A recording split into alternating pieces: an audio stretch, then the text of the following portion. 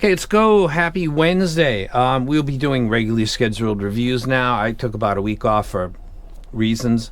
We're doing a video for a collaboration between Zeos or Zeos Pantera or Z Reviews and a company named Juzear, which I'm familiar with, but I don't think I've ever done a video for any of their stuff. It's $100. It's a dynamic driver and 3 balanced armatures. The tuning, if you're a subscriber to my channel, first of all, if you're not, why don't you go ahead and subscribe? I appreciate the support. If you are a subscriber to my channel, I'm going to go into the YouTube studio section, look for the icon that says this person's a subscriber, and they share publicly. And then I'm going to pick one of them, and I'm going to send this out as I've been doing for several months, and that will be announced on the unboxing channel community section. So being subscribed to both channels is my personal requirement. You don't have to do any of that, but that's how I pick winners. This would be a set that I think you'd be very happy with if you were to get it. Number one, it's free. Number two, it's actually a very good set. The tuning of this set is by far the most appealing of anything that Zeos has put his name on or been associated with. It is a very, very nice tuning. It's got sub bass over mid bass. It's a glide type. Essentially matches my target. It's got an ear gain that if you adjust it to 1K is exactly my target, but I'm lining this up at 500, which I usually do when comparing to others, but I'll just leave it at this. It's very, very similar to my target. It's got the peak at the top of the ear gain, which is not excessive in its angle, its amplitude, and then it immediately starts to fall off. This is an area that's all harmonics and overtones and can really stimulate a lot of people in these frequency response areas 4, 5, 6, 7, 8. When we get to 8, it's got the peak. It's partly related to the measuring device, and also it's got a little tuning peak right there as well. Then it comes off again, and it's got full extension. So the tuning of this is excellent. This is my personal bias, but it's, I guess, bias preference, and it's known, again, it looks like my target. Let's talk about, too long didn't read, for $100, the cable quality, the aesthetics of how they match this together. So we got the tuning, we got the abalone shells of a blue type color, which I personally like, not the green ones, but the blue ones. A beautiful cable that goes with it perfectly. You can go 3.5 or 4.4 and it's included, and you get all that for $100. Is it worth that money? Yeah, absolutely. And I'll get to that when I rank it at the end. Let's start with the low frequency, the 808 drops. I'm watching Kendrick Lamar in MetLife, I think day 2. I've already watched this video, and this girl right here must be his girlfriend because she keeps just totally photobombing or video bombing this repeatedly. But moving along, the 808 drops on stuff like this, like Kendrick Lamar, Public Enemy, Wu-Tang Clan, Ghetto Boys, Nas, stuff like that. This has enough energy to do that in a way that you would expect. The drops have power. If it's a particularly big drop, it'll sound like a particularly big drop. So this is able to recreate significant low-end events in the hip-hop genre that I'm a fan of, and I especially like my big drops and my heavy beats. This is fine for that. As we move into a 4 and 5 string bass guitar, the pulls, the plucks, the releases, the ringing of the strings, this does that well again. Like the 808 drops, it's got enough energy. The quality of the driver sounds to be good to my ear because it doesn't have some traits, like sometimes drivers like biocellulose or other ones that have fiber type instead of medical or metal coatings, which I sometimes prefer, like beryllium.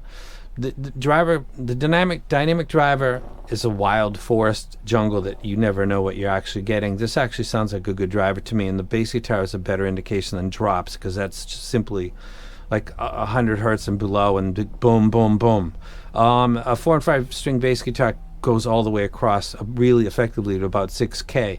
The replay on this, Sultans of Swing, by Dire Straits, among other tracks that I regularly listen to, I thought that the bass guitar sounded good in its place, which is the rhythm section in a rock and roll prototypical type band with your bassist, guitarist, drummer, lead singer, maybe a keyboard or piano or another instrument or two. Sounds good. As we get into the kick drum by Bonham, this is something that is usually holding hands with the 808 drops. If the 808s are good, usually the kick drum will be good because a good portion of it exists really in the same spot or close to.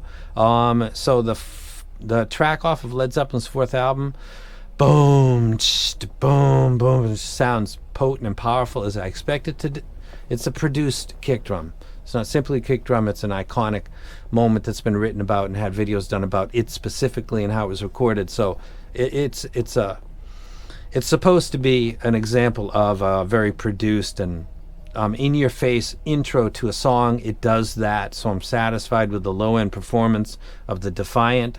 As we get into the mids, which is vocals for me, because the mid bass and it's pushed up or pulled back and tucked, and the upper mids, whether it's forward in amplitude and then in scale, like how much forward it is, its angle of attack, and then how much energy it's got, is directly related to how vocals will sound. And too much on this side is going to give you maybe forward presentation, and too much in the mid bass is maybe going to give you a lot of things. One is it can be kind of soupy, and it will mix the low frequency instruments into the vocals, and it'll be hard to kind of distinguish, and which destroys the quality.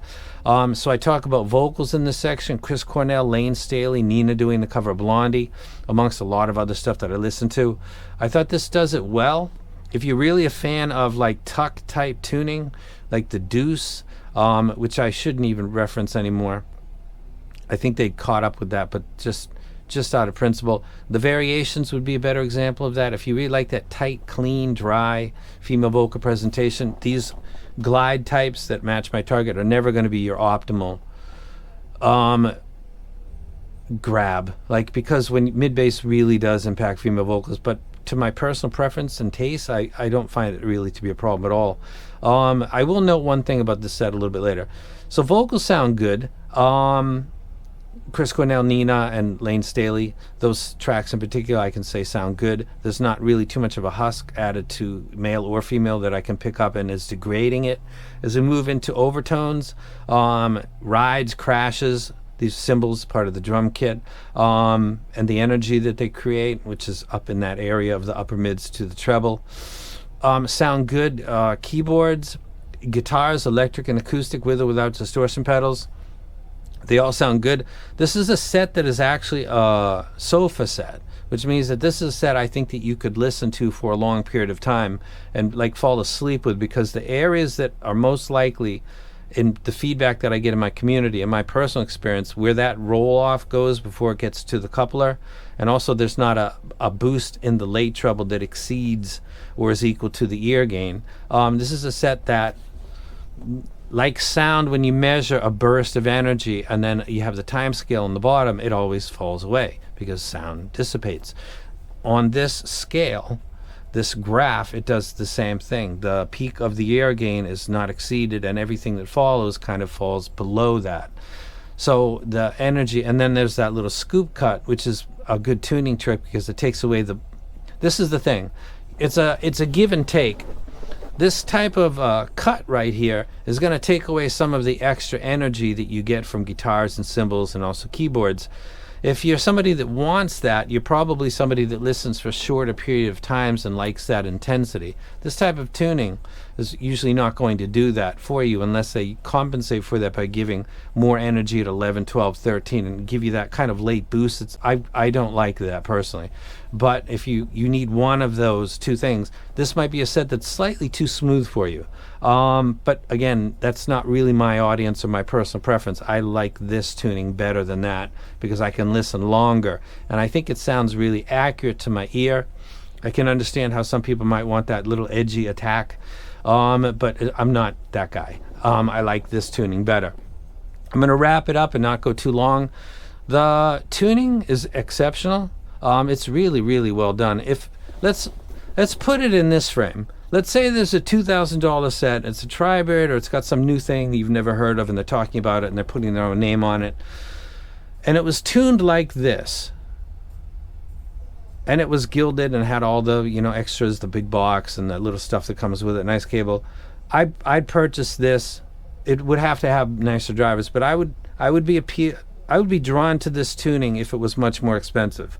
I like the bass glide. I like the way that the upper mids are done. I very much like that cut in the area that creates fatigue for me. It's got not a spiky 8K. It's got, they tuned it that way. It's got extension, so it's not falling off in dark. I'm not really, I could shuffle on any device and play hip hop, and then I could play vocal centric stuff like Jim Croce or Gordon Lightfoot or Neil Young with accompanying guitar and minimal production. This would play that as well as hip hop.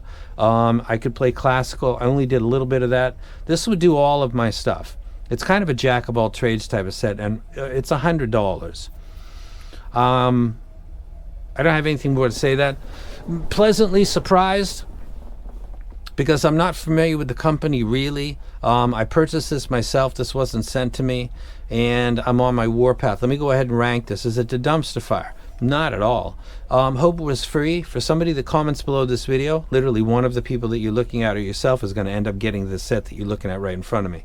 And it's still got the plastic cover on the left side cap. I don't need to take those off since I'm sending them to other people. Coping is working. No.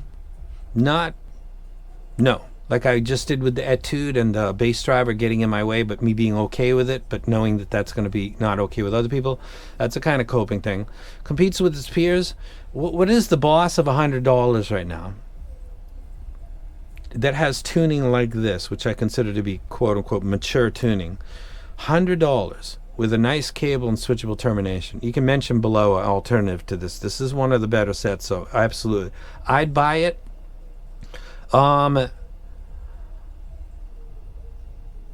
I wouldn't, but that's because of my warpath. But I think that the drivers that are non-specific at this stage in 2025, and that's going to change, by the way, this is kind of what they were designed for and where they belong, so it's not a ding really at all. Would I buy it? I'm in the market for stuff that is in much more higher price ranges that are claiming new things with new tech. That's my hunt, my personal journey, and when I fail, I don't feel too bad, because I know going in that the returns are minimal at best and sometimes not even present. But I go that way. So I'm not really in the market for $100 sets. If you are in the market for a $100 set, this is something you should definitely consider. Consider the people that are reviewing it, and if they review a lot of stuff from the same seller, and it looks like they're glazing, you should.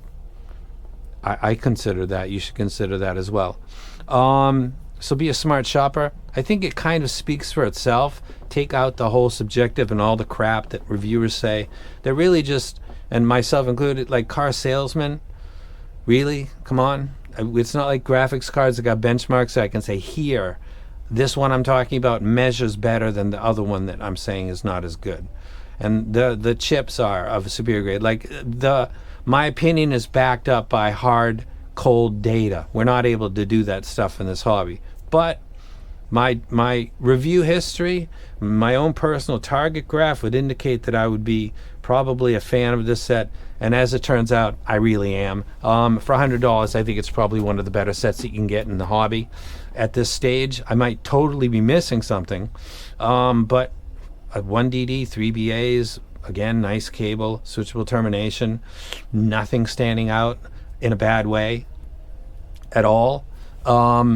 Yeah, very nice job by Zeos. Again, I think he's not really into graphs. I don't think he's got a database. That's fine. I think graphs really are, it depends on how much people use them, because the variation depending on the measuring device, and then there's the variation coming from the factory. They're not all perfectly aligned. Even sometimes the left and right of sets are not. So yeah, I'll move off of that. Very good job by the company Juzear and also by Zeos. The cable I love. I'd like to keep it, but I will send this with the set to the person that comments below. Thank you for your subscription. Thank you for your comment. Thank you for your thumbs up. I will be posting regularly from now. I actually got a bunch of stuff to review that I've already unboxed. And that's it. I'll probably see you in like 2 days. And I'm out. Very good job.